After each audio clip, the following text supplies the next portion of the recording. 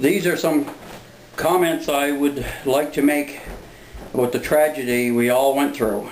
Firstly, most importantly, my crew members, myself, and all our families wish to express our heartfelt condolences to the families of Captain Burke and all his crewmen.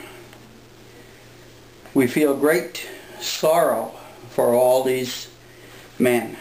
At this point in time, we all realize that time is the only comfort we all have to get over this very senseless tragedy. I wish that somehow we could turn back time and maybe fix all the wrongs in our lives, but we all know that's not possible. We realize it's not a perfect world. Our lives are turned upside down many times over our lifetime. At this point in my life, I am caught between great sorrow for the loss of 4 of our great men and anger towards those I deem responsible for this senseless accident. We are not French, English, or any other. We are all united as one.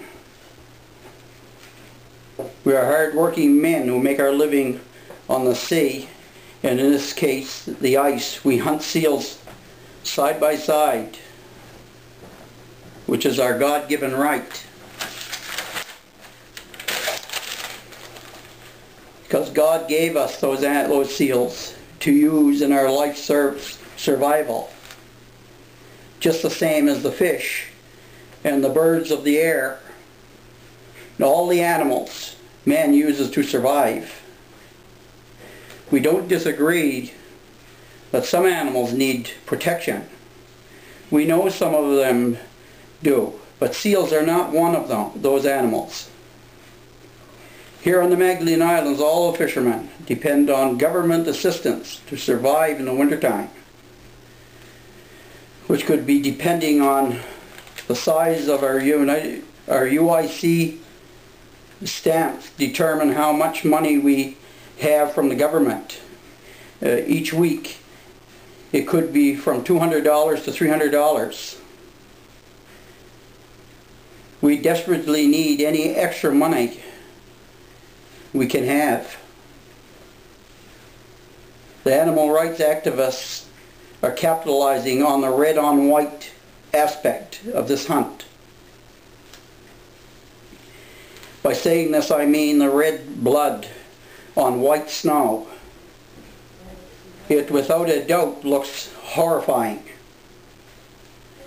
to someone who doesn't see these kinds of things. For those of you who need an eye-opener, you should go to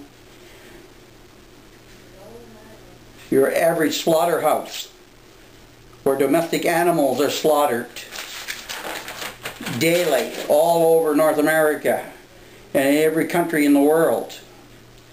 These are facts of life. Man needs to survive.